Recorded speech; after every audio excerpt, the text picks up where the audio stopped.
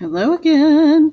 So the next step after you've completed your research is to create a template of what your brochure is going to look like. So this shouldn't take a whole lot of time, but the whole point of a blueprint is to have a plan. So when you are creating your final brochure, it should go pretty quickly because you know where everything's going to be. All right. So you're going to create a rough draft. That doesn't mean the final product. All right. And sometimes that's what I get when I ask for the brochure, the final product. And that's not it at all. So, for example, when I was in the museum field and we did exhibits, I would not create a miniature version of the exhibit. I would draw out what each case was going to have in it and show where the text was going to be and what colors I was going to use and things like that. And that's what I want you to do as well. All right. So we're talking about looking for pictures. What are you going to write? What are the, where are you going to put your title? Where are you going to put your subtitles? So this is the layout and color scheme. If you go with a color scheme, you need to put that on there. So, and I'll show you what that looks like in just a minute. All right, so you can do this two ways. You can get, actually, for virtual students, you can use the template, which I'll show you in a minute. But for blended students, sometimes it helps us if we actually create a mock-up of the brochure. So you're just going to get your piece of paper and you're going to fold it into thirds. All right, and you're just going to zip. So there you go. All right, and then you can start drawing, and I would do it in pencil in case you need to alter it a little bit. And so this is where you're really going to think of your design. Okay, so what is your title going to look like? What is the title going to be? Probably the name of your capital. I'm just saying. But if you think of something different, go for it. So if it's a phrase, remember you're trying to persuade or entice or hook people to go to your capital. So how can you do that? This is a visual representation of where you're going. So text isn't always going to be the main focus. So if all I see is text on your brochure, I'm going to be like, oh, do you think anybody's going to want to read that? Like, a brochure is just like to get you hooked.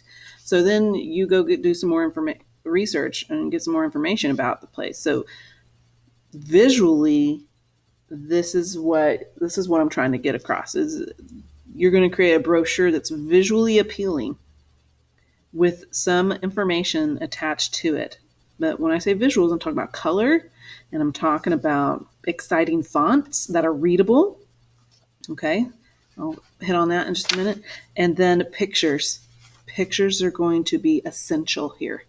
Okay, so you get a piece of paper out and fold it like a brochure. And then you take your pencil, you draw out the time. I mean, all you have to do is put, I'm going to put my title here. But you can draw out what your title will look like. Okay, so you can go horizontally. Are you going to do diagonally? Are you going to do some interesting looking title across? Are you going to have any phrases or pictures? And if you're going to put a picture, you're going to usually, let's see, pick of city. Okay, so something like that.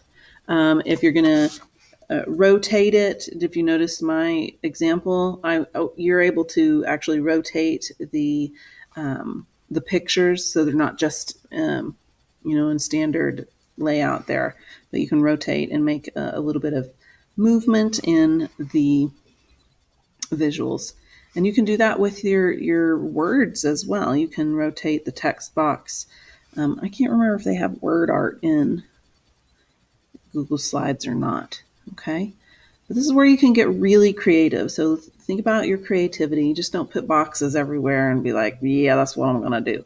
Because I'll kind of want to see your brochure and compare it to your original or to your template or blueprint to see if, so this is, you really do have to think about this particular aspect of the project. Okay. Excuse me. Other things that you need to think about are like your subheadings, like where are you going to put the notable buildings and sites? Where are you going to put where are you going to put like the things to do, restaurants that you're going to eat at in the hotels. So and then you get to place them where you want them, and so if you were going to do all the facts, maybe you have them on the back. I'm going to say facts on city, or however you want to. And then you can put your text box, and put your little text here. And literally think about how you're going to lay out even your text. So give it some, don't make it boring. So if it's boring, people aren't going to want to even pick up your brochure. All right. So creating movement instead of the traditional, paragraphs or whatever, really does catch and keep the attention of the reader. What else? Oh, something cool is you could, on the back, or really wherever you want, this is where you can put your name. You can put brochure by Jessica McMullen. For more information, because that's what, sometimes that's what to do. For more, and you can just make up. Or you can put your email address. For more info, contact, and then put an email address or a number. Just make up a number. Okay. So sometimes they'll do that at the bottom. Other things you should think about is the font that you use. I mentioned that a little earlier. And in my example, the bigger titles had fancier font because it's big, you can read it. It's readable. But if you use that type of font as your main body text, it's going to be extremely hard to use. So if you see this type of text, that is the type of text that you want. This is called sans serif types of fonts. So it doesn't have feet. But if you looked at Times New Roman font, I'll show you the difference. I hope it shows me. Okay, yeah. Okay. So if you see the Times New Roman font, they have what's called serif. This is a serif type of text because it has feet. That actually is harder to read than sans serif type of font. Like Comic Sans serif is would be cool. Arial, those are Calibri, if that's how you say it. But the types of font that have feet on it are harder to read than sans serif. And I learned this when I was getting my degree in museum studies. So there you go. So for your title, you can have fancier font.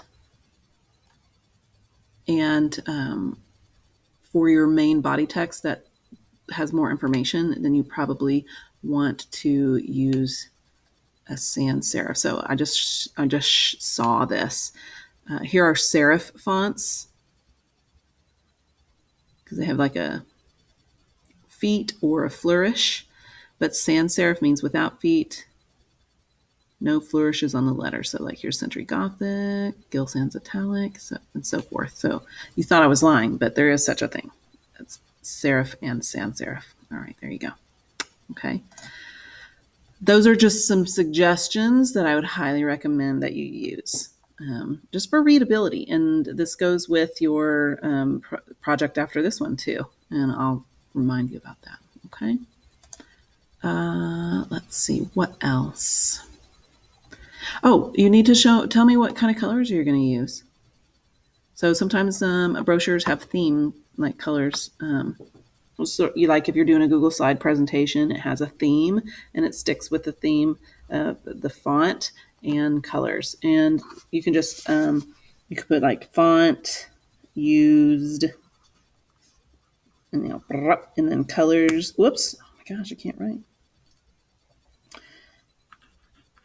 Colors used: red, yellow, black, because those are the colors of the German flag. And you can put those anywhere on your brochure just so I'll know what they are. Okay, so font used, you can put like title font and then text font. Okay. And then what did I put here? Oh, colors used. That's right. Being forgetful here. So don't forget to put where your text boxes are going to go and what your pictures are going to be of. You don't have to draw out the pictures, but like I'm going to put a picture of or a map of city, just so I know that you've actually thought out of what you're going to do. Okay.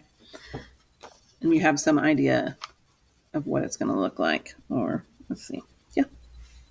Of course, as always, please contact me if you have any questions. All right. Have fun.